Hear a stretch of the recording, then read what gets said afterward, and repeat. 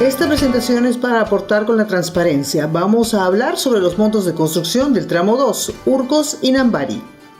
La agenda que vamos a abordar está basada en 3 puntos: cuánto es el valor de la obra, cómo se paga la obra y el total de pagos recibidos hasta la fecha. Es importante para iniciar esta explicación que primero tengamos claro cómo se obtuvo la estimación inicial del presupuesto del tramo 2 de la Interoceánica Sur.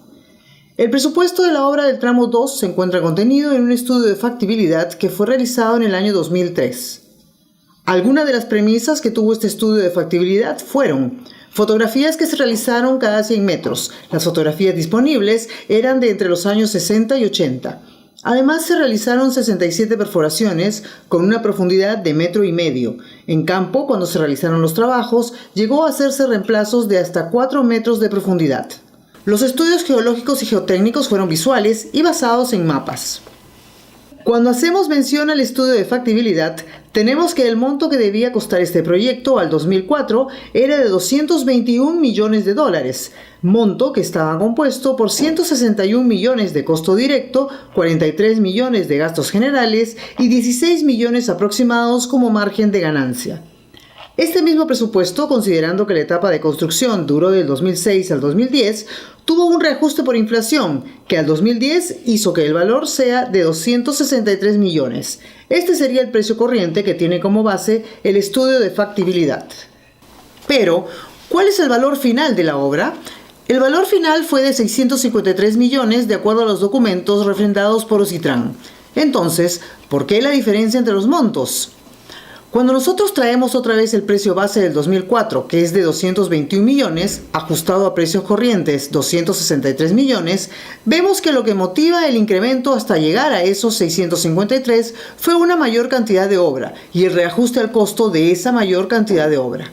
Cuando hablamos de la mayor cantidad de obra, hacemos referencia a este tipo de trabajo. Recordemos que el tramo 2 está en los Andes de la zona sur del Perú. Esta es la realidad a la que nos enfrentábamos. Se presentan fallas geológicas que no fueron detectadas en el estudio de factibilidad.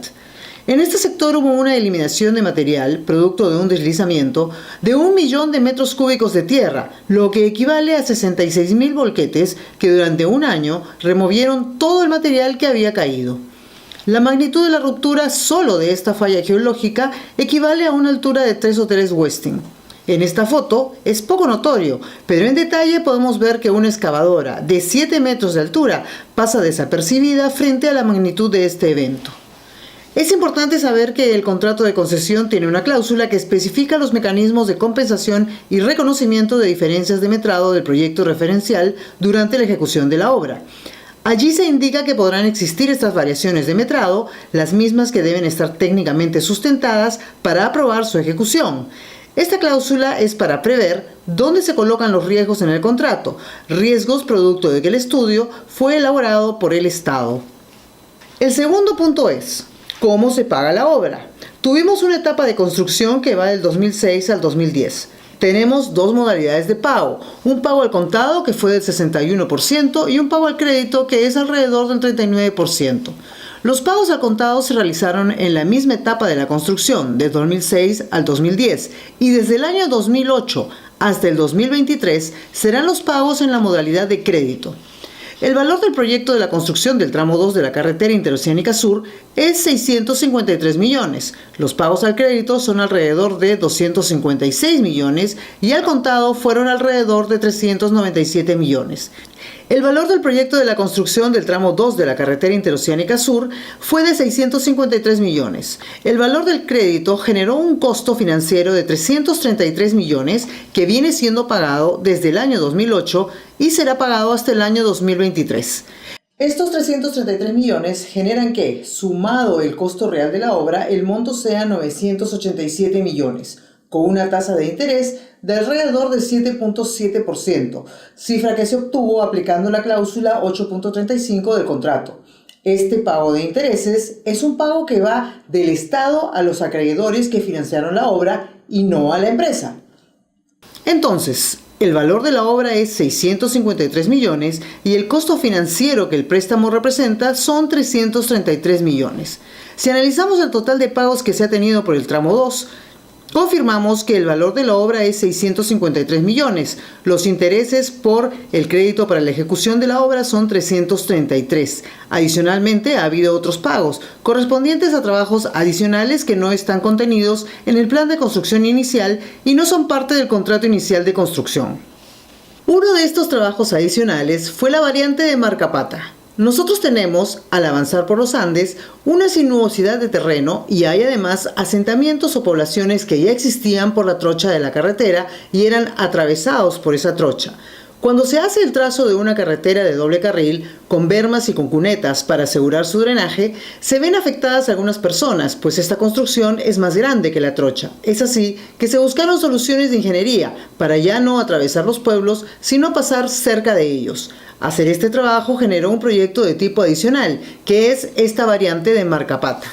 Otros trabajos adicionales que se ejecutaron son las unidades de peaje y pesaje que, como podemos ver, tienen las casetas de cobro y una unidad administrativa, pero también tienen una unidad de pesaje para cada sentido, así como un área de multiservicios donde funcionan instituciones como el CERNAMP.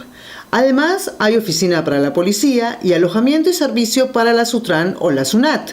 Ha habido también otro monto recibido por arbitrajes y los pagos que son necesarios para el mantenimiento de la carretera. Entre estos otros pagos de mantenimiento, el primero corresponde a la etapa de la construcción. Lo que existía era una trocha, por lo que había que implementar algunas medidas para garantizar el tránsito seguro mientras duraba la construcción. Se colocó algunos puentes provisionales, se reforzó otros de los puentes, se hacía la humidificación de la trocha para darle mayor confort a los usuarios. Durante la construcción también se genera este tipo de eventos. Derrumbes con deslizamiento de material. Son fenómenos naturales y son considerados eventos de fuerza mayor. Desde la culminación de la carretera, desde el año 2011 hasta el año 2016, sensiblemente los volúmenes de derrumbes han ido disminuyendo, de más de 160.000 a 35.000 metros cúbicos. Aquí vemos los montos que se invirtió en retirar todo ese material. Otros pagos que se han dado por concepto de mantenimiento han sido por obras de protección. Por ejemplo, en este caso la erosión provocó un deslizamiento de grandes proporciones que destruyó la carretera. Nuestro accionar inicia por recuperar la transitabilidad de ese punto y posteriormente construir defensas ribereñas, que de ser el caso, para proteger la erosión de los ríos, generar la estabilización del talud y reconstruir la carretera.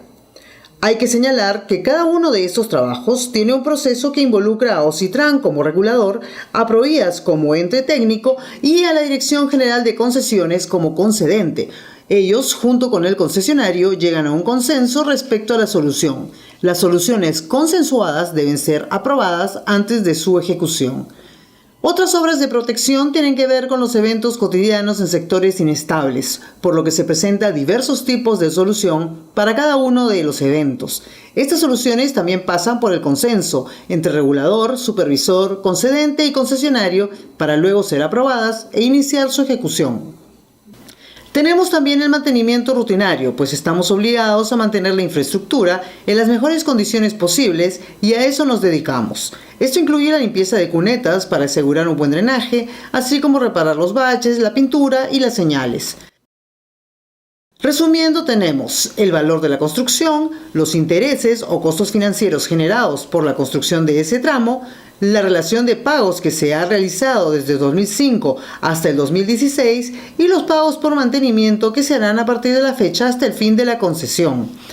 Cuando sumamos todos estos montos, llegamos a la cifra del costo total del proyecto, que equivale a 1.311 millones que se llevarán a cabo hasta el final de la concesión. Este monto es la suma de la inversión del proyecto, sus costos financieros, más los costos de operación y de mantenimiento pasado y futuro, y las referidas obras de protección adicionales que se han requerido a la fecha. A partir de esto podemos concluir lo siguiente. La inversión en la construcción del tramo 2 de la Interoceánica Sur costó 653 millones y no 1.409 millones. Para proteger la vía se han hecho distintos trabajos de conservación en la misma. El costo por kilómetro del tramo 2 de la Interoceánica Sur asciende a 2.6 millones, monto equivalente al de otras carreteras de similares características, como la vía Chongoyape-Cochabamba-Cajamarca en el tramo Cochabamba-Chota, cuyo costo asciende también a 2.6 millones por kilómetro, o la carretera Loroya-Tingo María, que asciende a 2.7 millones por kilómetro. Si hablamos de beneficios que genera la carretera, podemos decir que un beneficio inmediato fue la disminución del tiempo de viaje. Antes de la construcción del tramo 2, se recorría en 11 horas 45 minutos y el tramo 3 en 12 horas con 30 minutos. Luego de los trabajos, los tiempos de recorrido son entre 6 y 7 horas. Antes de 2005, solo había 6 empresas de transporte que usaban esta ruta. Hoy hay más empresas. El flujo de turismo también ha sido creciente y se mantiene en un rango de alrededor de 16.000 turistas que hacen uso de la vía viniendo desde Brasil. En el estudio de factibilidad, la carretera tenía un área de cerca de 370.000 hectáreas que podía ser usada para emprendimientos de agronegocios. A la fecha ya existen diversos negocios promovidos por las comunidades que se localizan en la zona de influencia de la carretera. En Ocongate hay desarrollo de cuyes y lácteos, en Limapunco, rocoto y en 15.000 granjas avícolas y de porcicultura.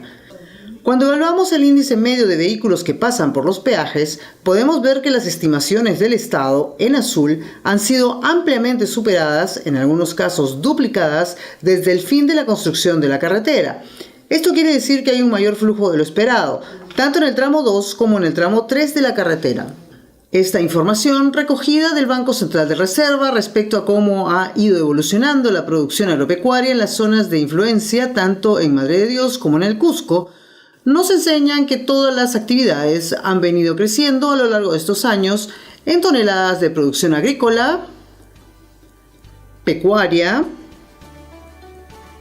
acuícola, todo desde el inicio de la obra y su evolución a partir de la construcción de la carretera.